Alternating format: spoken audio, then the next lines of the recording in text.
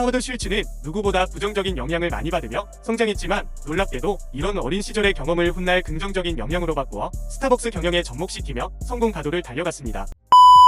번화가는 물론 동네에도 두 집 건너 하나꼴로 카페가 있습니다. 여행을 떠나도 유명한 카페는 마치 관광 코스처럼 많은 사람들의 발길이 닿습니다. 거기에 더해 예쁜 카페를 찾아 여행하는 일명 카페 투어를 하는 이들도 많이 볼 수 있습니다. 이처럼 오늘날의 카페는 현대 문화의 한 부분입니다. 찾는 수요도 많지만 그만큼 경쟁도 치열합니다. 이러한 커피 이상의 카페 공간의 문화를 알리고 정착시킨 인물이 바로 스타벅스의 CEO 하워드 슐츠입니다. 수많은 커피 프랜차이즈가 생겼음에도 스타벅스는 전 세계 36,000여 개의 매장을 보유한 명실상부 최고의 카페로 자리잡고 있습니다. 커피를 갈아 금으로 만드는 기업으로 평가받으며 최고의 자리에서 오랜 기간 사랑받고 있는 스타벅스의 인간 중심의 감성 CEO 하워드 슐츠를 조명해봅니다. 하워드 슐츠는 뉴욕 브루클린 가난한 빈민가 임대 아파트에 살았습니다. 트럭 운전기사였던 아버지는 불의의 사고를 당해 이후 소위 의료보험, 산재보험까지 모두 잃으며 집안의 가세가 더욱더 기울었습니다. 그의저서 그라운드업에 따르면 하워드 슐츠의 아버지는 무능력하며 폭언까지 일삼았다고 저술되어 있습니다.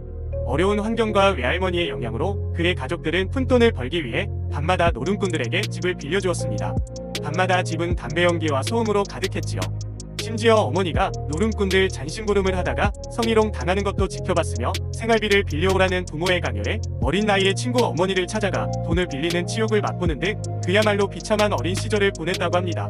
어린 하워드 슐츠의 유일한 피난처는 집 앞 계단이었는데 마음만은 가장 편한 공간이었습니다. 하워드 슐츠는 누구보다 부정적인 영향을 많이 받으며 성장했지만 놀랍게도 이런 어린 시절의 경험을 훗날 긍정적인 영향으로 바꾸어 스타벅스 경영에 접목시키며 성공 가도를 달려갔습니다. 스타벅스의 최초 창업주는 하워드 슐츠가 아닙니다. 제러드 제리 볼드윈, 지브시글, 고든 보우커 이 세 사람이 당시 미국에서 주로 이용되던 쓴맛의 로부스타 원두 대신 부드럽고 향이 강한 아라비카 원두를 로스팅해 제공했던 스타벅스 커피 TN 스파이스란 이름으로 창업한 원두를 판매하는 가게였습니다. 하워드 슐츠는 졸업 후 복사기 회사 제록스의 세일즈맨으로 근무하다가 능력을 인정받아 스웨덴 주방기기 기업인 헤마플라스트의 미국 지사 부사장 자리에 역임하고 있었습니다. 그리고 이곳에서 그의 인생을 송두리째 바꾸는 일이 일어났습니다. 당시 그가 근무하던 헤마플라스트 미국 지사는 드립 커피 메이커를 주력으로 판매하고 있었습니다.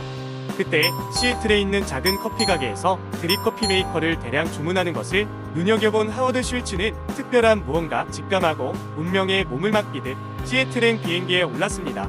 그렇게 만난 스타벅스의 놀라운 커피 맛의 미래의 가치를 본 그는 풍요로웠던 부사장 자리를 박차고 나와 창업주들을 설득한 끝에 1982년 스타벅스 마케팅 책임자로 합류하게 됩니다.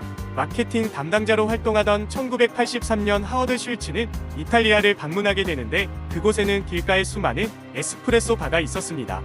이탈리아인들은 바에 앉아 스팀밀크와 에스프레소가 어우러진 커피를 음미하며 편안하게 휴식을 취하는 모습을 보았습니다. 이런 문화의 영감을 받은 하워드 슐츠는 스타벅스 매장 내에서 커피를 즐길 수 있는 에스프레소 바를 제안했습니다.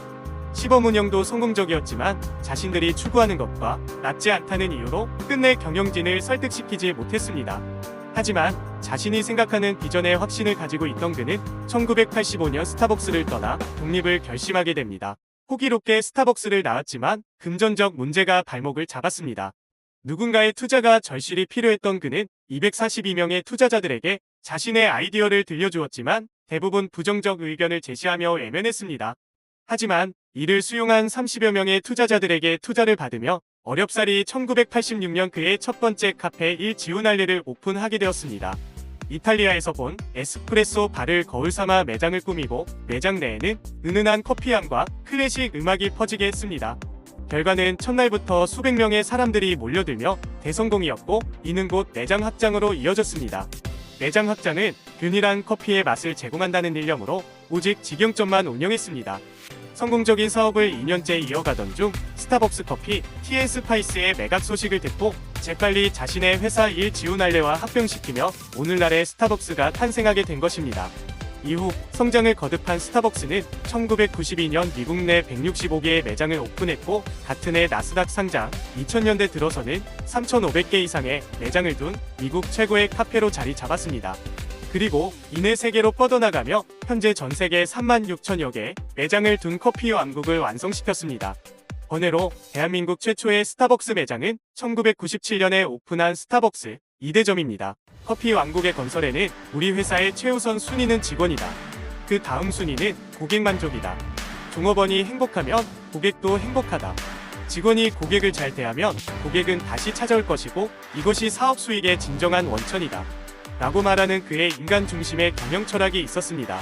스타벅스에서는 종업원을 직원이 아닌 파트너라 부릅니다. 주주들의 우리가 자선단체냐? 라는 반발에도 무릅쓰고 파트타이머를 포함한 모든 파트너에게 의료보험 혜택을 주었습니다. 이는 자신의 아버지가 불의의 사고를 당했지만 의료보험 혜택을 받지 못했던 아픈 과거를 가슴속에 간직했기 때문입니다.